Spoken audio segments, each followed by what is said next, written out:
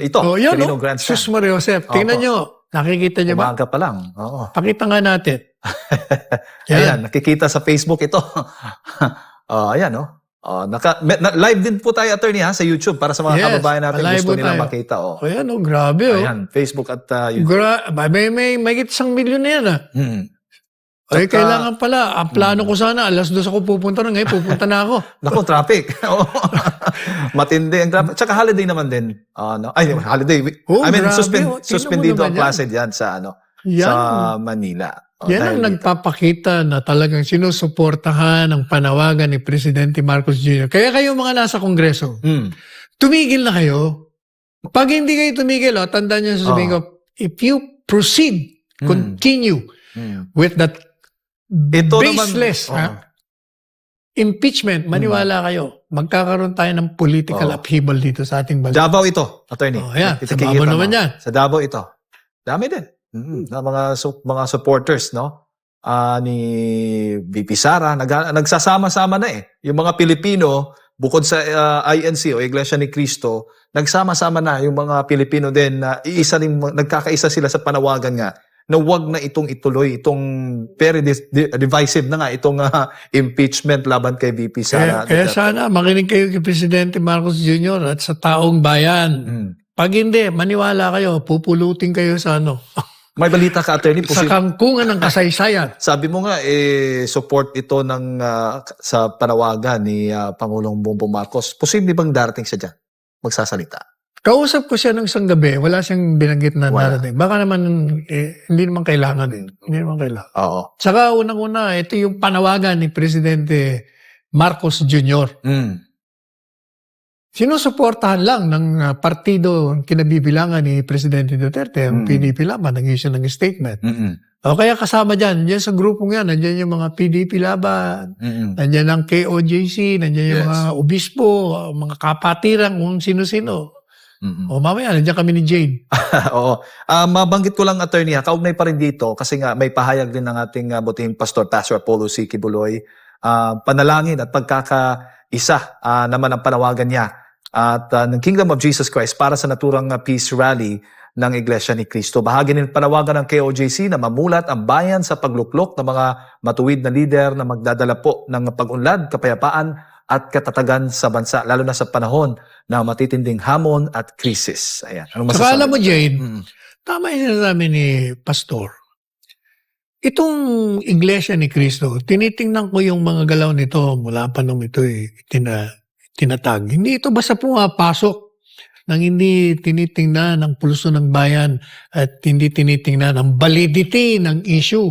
Birang-bira itong pumasok sa ganyan eh. Yes. At pag pumasok ito, nakita mo naman malawakan talaga. So, in full force. Ibig sabihin, attorney, hinog na? I mean, yung mga tao, aware na sila sa mga nangyayari. Kasi nga, di ba may lumabas na survey, 41% nagsasabi na approve dito nga sa pag-impeach kay Vice President Sara. Iyon ang magpapasinungaling. Itong rallying ito will be a slap to the faces of this survey. Hindi totoo yung survey na yan, na 61%. Ayan, kung may 61%, biro mo yung tao, hanggang doon pala sa kabila, Jay, tingnan mo. Yes, Akala ko nandyan lang sa may grandstand. Pati sa kalsada. Pati sa likod pala ito. Likod, harap, tabi. Malawak. Oo, malawak. Grabe, Tignan mo, saan ka? Maglalakad ka dyan, papunta dyan. Paano ka okay lang sana. Hindi ko alam kung maganda ba ang signal dyan ngayon. I mean, mag-ano ka doon, magti-TikTok. Sigurado yan. Maganda ang yan. Grabe, tingnan mo, hanggang doon sa may Rojas Boulevard na yan. Yes, sa dulon-dulo na yan. Pati sa monumento, lumampas na ng monumento. Baka pati sa malawak yung pati sa TM Calaw. Kasi tingnan mo, wala. Naku, paano tayo makakarating doon? Chopper na lang tayo. Opo. Base dito sa attorney sa mga venues na ibinigay, sa Manila, dyan sa Quirino Grandstand. Dyan sa Albay naman, dyan po sa Sawangan Park, sa lungsod ng Legazpi. Sa Agusan del Norte, isinasagawa po yung rally dyan sa Butuan City Sports Complex. Sa Cebu, dyan po sa SRP, lungsod ng Cebu. At dyan sa Isabela naman, sa Isabela Sports Complex. Sa Misamis Oriental, dyan naman sa Plaza Divisoria, lungsod ng Cagayan de Oro. Sa Palawan din, dyan sa Provincial Capital ng Palawan. Sa Iloilo, Isinasagawa yung rally dyan naman sa Freedom Grandstand sa lungsod ng Iloilo, sa Ilocos Sur. Ang isinasagawa itong rally sa Quirino Stadium, sa Region 8, sa Ormoc City, at sa Bacolod naman, isinasagawa dyan sa Capital Park and Lagoon, dyan po sa Bacolod City. Sa Davao, nagsasagawa po ng rally yung mga kababayan natin dyan sa San Pedro Square. Dyan sa Ormoc City naman, sa Stage Plaza ng Ormoc City, sa Pagadian City, at maging dyan sa Rizal Park ng Davao. So, yan yung mga venues na kung saan isinasagawa itong peace rally, attorney, ng INC kasama ng iba't ibang grupo, sektor na sumusuporta nga sa kanilang panawagan. Tsaka linawin natin kasi merong mga kukulit din. Binabago nila. Sabi nila, hindi po ano yan hindi po pabor kay Sara. Don't want that. We want peace. Okay. So, ibig sabihin, yung rally yan in support of the President's call.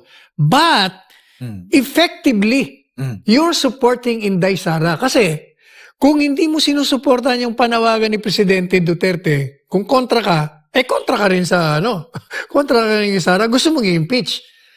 By supporting the call for stoppage of the impeachment, you are effectively supporting Inday Sara. Kasi ayaw mo nga paano mo sasabihin na hindi suporta yan? Pero ang pangunahin talaga dyan, suportahan yung panawagan ni Presidente Marcos Jr. na tigilan nyo na yung impeachment kasi mali. Kaya kung mali ang impeachment labang kay Inday Sara, ibig sabihin, pabor ka. At kung pabor ka sa paghinto ng impeachment, hindi pabor ka rin kay Inday. Pabor tayo dun sa dalawa. Yung isa nananawagan, yung isa naman binibiktima. Yan. Maliwanag na yan, Ito, attorney, pakinggan naman natin yung kanilang pulso. Nag-interview tayo ng mga kababayan natin. Tinanong natin kung sila may pabor o hindi sa impeachment complaint laban kay Vice President Sara Duterte. Alamin natin ito. Kaya may due process tayo Depende. Depende kung talagang totoo. Bakit hindi? Kung hindi totoo, hindi pwede. Depende po. Bakit? Depende po kung maganda or kung maganda po yung ginagawa niya, kung natutulungan ng po yung mga mamayan, ba't niya po siya alisin? Pero kung hindi naman po, kung mas na paano po yung Pilipinas, hindi alisin mo. Bakit hindi? Kung hindi, kung totoo naman, bakit hindi pwedeng i-impeach? Kung hindi totoo, hindi na i-impeach. Ganun lang. Dahil sa kaso niya, pabor ako na paalisin siya kasi gumawa siya ng mga kabulat sa gano'n, kailangan niyang panagutan yon. Pero sa akin hindi mo. Kasi baka mas maging magulo ko po kung mapa-speech pa po siya. Hindi, kasi magkakagulo lang ang bansa. So, gusto natin peace lang. Kaya pa. Para sa akin po, hindi po ako pabor. Bakit? Kasi, parang marami naman po siyang mga magagandang nagagawa dito sa ating sa Pilipinas. Sarili kong opinion, hindi. Dahil ang impeachment laban kay Vice Presidente ay sarili kong opinion ay political. Alam naman natin, di ba? Hindi obvious na yun So, disagree ako sa impeachment na yan. Hindi Bakit? Kasi malaking tulong din si Sara sa ating bansa Dahil kung hindi kay Sara, palagay ko, hindi mo naman mananalo si Marcos Hindi kasi binoto siya ng taong bayan Dapat siya manatili siyang Vice President. Para sa akin, hindi. Bakit po?